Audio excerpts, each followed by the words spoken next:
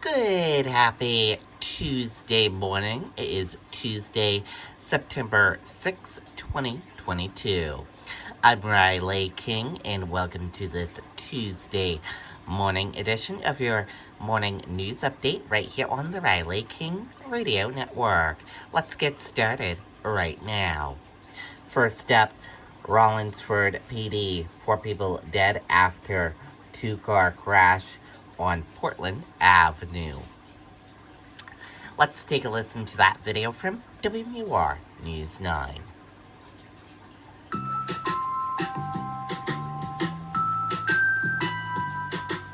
The crash happened last night around 8:30 p.m. in the area behind me off of Portland Ave and Toll Road. Now, according to Rollinsford police, a 2014 Subaru Forester was driving recklessly eastbound on Portland Ave when it crossed over a lane into oncoming traffic. That's when it collided head-on with a 2010 Dodge Grand Caravan. The driver, the Subaru, and one of the Dodge passengers, that would be 22-year-old Gavin Sorge Jr. from South Berwick. They were pronounced dead at the scene, while 58-year-old Peter Ronchi and 23-year-old Sean Kamsick, who were the driver and other passenger of the Dodge, were transported to Wentworth Hospital and then later passed away. Now, the name of the Subaru driver has still not been released yet because the police are still looking for that person's family. And Rollinsford Police says this is still under investigation, so anybody with any information about this crash is asked to contact them immediately. Live here in Rollinsford, Troy Lynch, WMUR News 9. Okay, and there you go on that video and that report. Sisters revive 9-year-old girl with CPR at campground pool. Let's take a listen to that video from WMUR News 9. Donde todas tus pestañas van a donde tú vas. Bienvenido a Tu Crown.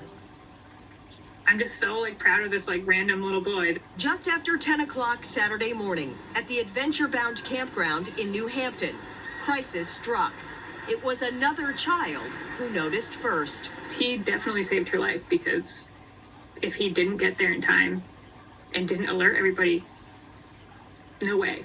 Nicole Allen and her sister Heather, an RN at the Manchester VA, were in the shallow end of the swim at your own risk pool with their sons when they heard the boy call out. He was cradling a limp girl in his arms. She had one of the goggle face masks on that was filled with water. So we pulled that off immediately. She has the blue lips, just cold, unresponsive. The sisters launched into tandem CPR. I did compressions for 3 rounds. We did breaths twice. The girl, coughed up a lot of the water and started to breathe on her own. It was labor, but we put her in the rest position. A month ago, almost to the day, Nicole's sister lost her own 2-year-old boy to drowning. I'm 32. I've never seen anyone drown, and to have 2 incidents in a month. On this day, a grieving mother saved another mother from the unending heartache of losing a child.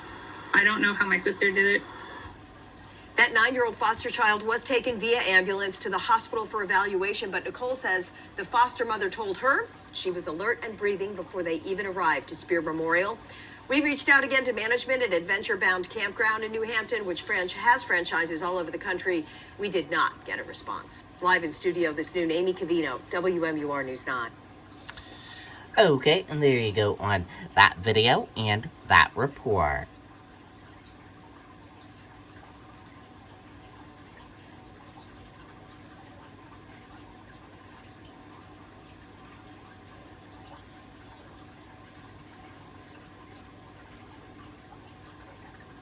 Biden, sorry about that, a series of stabbing left 10 dead and 15 injured in Canada over the weekend. Let's take a listen to that video from ABC News. And for more on the investigation into these attacks, we're joined now by ABC News contributor and former FBI agent Brad Garrick. Brad, thanks for taking the time on this holiday. We appreciate it. You're welcome. How rare is this type of incident in Canada? Unfortunately, when we talk about mass incidents, mass casualty incidents, usually we're talking about America, but in Canada? Yeah, in Canada, in particular with firearms, it's very low. But in general, you are correct. Of course, the issue in this case, obviously, is this has to be some version, Phil, of a hate revenge-driven crime. Only because you attack specific indigenous people. Now, maybe not individuals, but where they're located at various locations. And this must have gone on for several hours. So I'm only suggesting is there is some relationship between these two guys and these communities. Who knows what it might involve? And that's not going to be the real focus of the police initially, obviously. They got to find them for starters. Right, and that's my next question. These attacks happened just yesterday morning with the suspects still on the run. How crucial is it in these initial hours, and we're talking more than 24 hours now, initial hours and days for police to get a read on where these suspects might be or might be going? Well, since we don't know their motive, are there other indigenous people that could possibly go attack? There's the public safety side of this.